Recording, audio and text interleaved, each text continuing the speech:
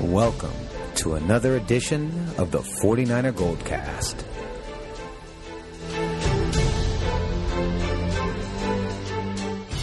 San Francisco, are you ready?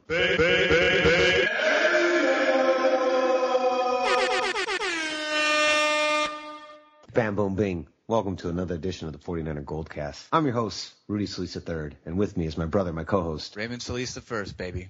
And our esteemed co-host, Old Man Davis. Bam. All right, so this, guys, is our GoldCast Mini. Our tiny little GoldCast. This is going to be a short one just to get us prepped for the season. I like to think of this one a new hope. That's kind of what this season's going to be, a new hope. Starting off hopefully. First, yeah, hopefully it's a new hope. Starting off, though, we have the opposite of hope, Mr. Aldon Smith. God. I don't even know where to start. It's a rough one. Raymond, your thoughts? Disappointed. We were just talking about how he had one of his best off seasons ever. And not only were we talking about that, but Trent Baalke was talking about that. Jim Tomsula was talking about that. And everyone was kind of excited for him to take this new leap. Charles Haley had been reaching out to him. So we thought, like, gosh, with all these positive environment, with all of this positive accolades coming from his superiors and, you know, what we've seen this year is there's a lot to look forward to and to hope for in Aldon Smith. We know what he can do. We know he's a phenom. Just when you thought we were almost out of the woods with all of the 49er offseason woes, you know, we have one last dagger to jab into the heart and spirit of the 49er faithful, the 49er organization, everybody. So, yeah, I was very disappointed. Yeah, it was frustrating. It wasn't a DUI. Oh, man. I saw that. Did you guys see when he was walking out of the police station? I was there. He didn't answer my questions. He said, "Justice will be served." He said, "Get out of my way." Starting with your release.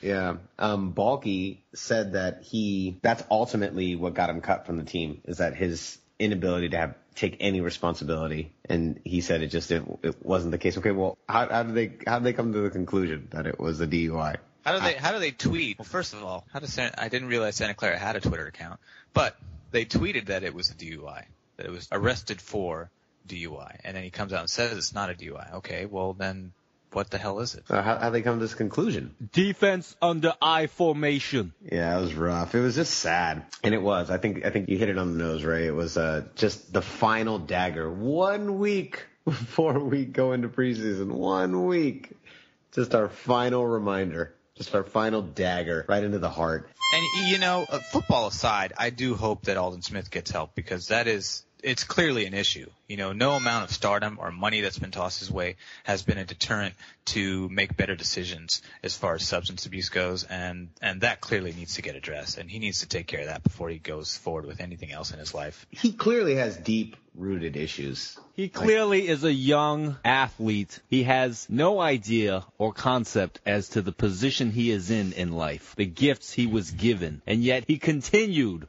to still put himself in a bad situation. Now, I don't know how much of you guys buy into this pick fighting with number 7, but if that's true, and if that's what's instigated it, then by all means, I think there's bigger problems going on with Sourdough and his red and gold. Ain't that right, Trent? Ain't that right, Jed, you sour sports spoiled dish? I was surprised that they didn't even, Jed didn't make like an official statement. You know, Jim Tomsula was the man who really came to the podium, and he really took it outside of football. I thought he gave an amazing presser. It was very emotional. It was clearly, you know, went beyond football, went beyond the NFL, which was, I think, very important to address because a lot of people were asking football related questions, and he kind of really, not everybody, but he really kind of kept to the issue here, like, hey, there is something going on here and he needs help. His playing days with the 49ers are over. However, you know, the support of getting him help so he can address his problems appropriately, you know, that is certainly not going to change. It's unfortunate that this kind of incident came about, but that was one of Tomsula's best pressers. It was. But you know what? He was the one that requested he go alone. He really took the reins on this press conference. He was the one that wanted to do it. That was all him. Oh, wow. Well, now even more respect. Yeah, definitely. The man will find a team to play for another day. It'll be Guaranteed. At least a year. Yeah, at least a year. Second offense, 1 year ban. Wow. Sourdough Sam says, old man Davis, you better take that step back. Out of nowhere. Thank you, Sourdough Sam. Thank you for your delayed reaction. All right, gentlemen, moving on. Let's move on. Our new hope. So we've got the first preseason game against the Texans coming up. And Raymond, you have some strong arguments for the coaching hires that have happened during the offseason. Let us start with Geep Chryst, offensive coordinator. Tell all the GoldCast listeners why we should have hope. There should be. I think the first thing to understand is that the 49ers front office didn't select these coaches on a whim. Each coach has a pedigree that fans can get excited for, and all that doom and gloom that we're hearing, it's absolutely not all doom and gloom. Is there a learning curve for time to gel? This is the NFL. Indeed, time needs to pass for things to gel, and that time will be spent learning the new facets of the offense, of course, when it comes to Geep Chryst.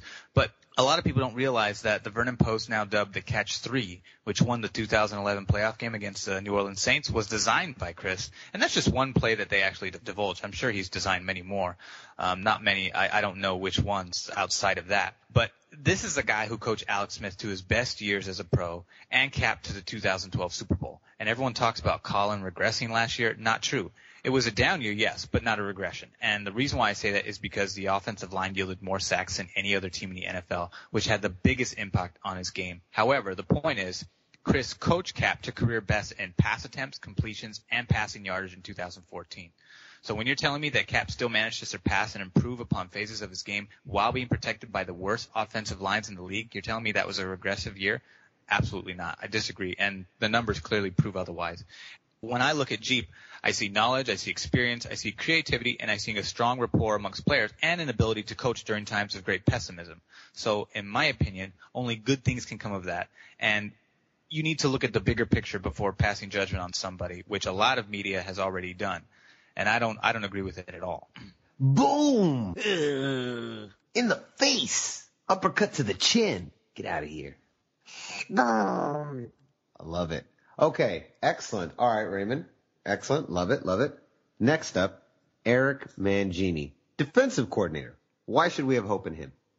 Well, Eric Mangini was previously the tight ends coach, and while Davis had his worst season as a pro last year, I think the majority of that was a combination of Roman not utilizing him as much as the year before, and more importantly, he was nursing a lower back injury that was not fully healed when he came back on the field after missing 2 games. And let's not forget that 2013 was actually Davis's best year since 2009, earning another trip to the Pro Bowl while under the tutelage of Mangini. However, Mangini's biggest acclaim comes from his time as the defensive back coach for the New England Patriots, helping that core win 3 Lombardi trophies. The Packs ranked 6th, 1st, and 7th in interceptions during those championship seasons. Oh, and before anyone thinks of even mentioning the 2005 season where Mangini was the defensive coordinator, that team saw Teddy Bruschi suffer a stroke and not return until mid-season. And then Pro Bowler Rodney Harrison was lost to injury in Week 3. Pro Bowler Ty Law was released in the offseason. And other injuries all across the entire team caused 45 different players to fill in at one point or another during that season. So I don't buy that excuse either. You can't tell me, oh, he was defensive coordinator and it was a terrible year. Yeah, nice try, but not his fault. Boom. Now you're asking him to coach a healthy defense already stacked with, I was going to say 5 Pro Bowlers, but now 4 Pro Bowlers, minus Aldon Smith, that needs some revamping in the new secondary, which is his expertise. So I dare you to try to prove me that good things can't come from Eric Mangini, because when I look at the big picture, which is really the case here, I see a man with experience and championship pedigree experience. Boom! Yes, in the face. Here's a line from Eric Mangini's own mouth about Aldon Smith. Watching him, there's not much he can't do. Womp, womp, womp.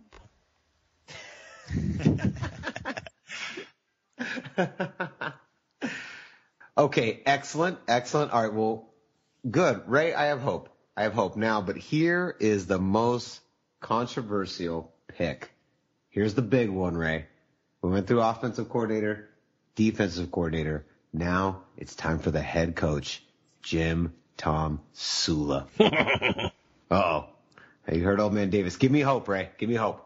All right. Now, While the odds of success for a position coach promoted to head coach are squarely against Tomsula, there are some things to consider that may sway some of the skepticism. Not all, however, it's not as dire as when you look at the, you guessed it, big picture. Tomsula, number one, is highly respected around the league, not only amongst players, but amongst his peers. And the consensus comes from his vast understanding of the game and more so his ability to coach players to success. And if you need more convincing on the latter, then just take a look at 5-time Pro Bowler Justin Smith's career, which was average at best before he came to San Francisco. Need more? How about former Pro Bowl outside linebacker Aldon Smith and Ahmad Brooks? Yes, they're linebackers, but in a 3-4 scheme, meaning 3 defensive linemen umbrellaed by 4 linebackers, placing the outer edge linebackers on the line of scrimmage with the defensive line, they must act and play as defensive linemen. Thus, they have to be coached by Tomsula. So if he can transfer this same pedigree to the scope of an entire team, then there's much to look forward to in the 49ers 2015 season. But when you really look at all the people he's coached, I see nothing but success. Nothing but success has come out of Tomsula's tutelage on all phases, whether they're an outside linebacker, whether they're a defensive lineman, or Aeneas Williams, Ray McDonald. All those guys saw success under Tomsula. So now he has to take those same principles and apply it to a larger breadth. When I look at that, I think there's a lot to look forward to. And if you look at some of the press conferences and see some of the things he's been talking about, he really has a really detailed understanding of the game and how to keep guys fresh and how to organize the schedule, the practice schedule, to favor health and to also favor more conducive opportunities to refine and change everyone's approach so that they are even more prepared for game time. But I think the most important thing to make note of is the fact that he's coached 3 different players on 2 different positions, playing one specific position to all Pro Bowl status. And when you coach Pro Bowlers, that means you're coaching winners. Bay Area! I love it. I love it. That is our new hope. Episode 4. I just got word Blaine Gabbert got pulled aside by Coach Tomsula, and he was asked if he can perform less than his usual as to make Colin Kaepernick feel more confident about his performance during Tomsula camp. Sweet. Really? You just got this right now, this report right now, old man Davis. Breaking news. It just fell right into your earlobe. Yeah. Okay. Just hold on, folks, because there might be some greatness coming out from the 49ers offense this season. Great things. Boom! That, Raymond, was excellent. That is our new hope. Here's my philosophy going into every season. Just straight up. This is fan to fan. Fan up.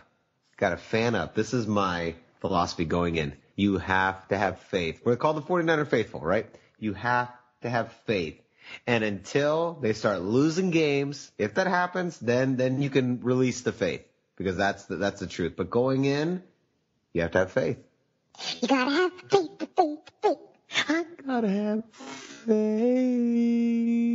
You gotta have faith. That's all I'm saying. So here we go. First preseason game coming up. We've already given you our 5 burning questions on the last podcast, and now this is our new hope, the GoldCast New Hope. Raymond, where can they find you? They can find me on Twitter at Ray Solis, and they can find me on Instagram at RealRaySF. Bam. Old man Davis, where can they find you? In Oakland. You heard it. You heard it. You guys can find me on Twitter and Instagram at Rudy Solis 3rd. Rudy Solis 3RD. You can also like our Facebook fan page. We have a new fan. We're going to give a shout out to Anthony Randall Osti Jr. He likes the GoldCast, guys. Brand new fan. Shout out. Boom. There it is. Thank you for listening to our little GoldCast. Rudy. I'm your host, Rudy Solis III, and with me is my brother, my co-host, Raymond Solis first, baby. and our esteemed co-host. Old man Davis. Boom. There it is. We will see you guys after game 1 of preseason. A lot to talk about. The season is pretty much back in full swing. Here we go. 49er faithful. Are you ready?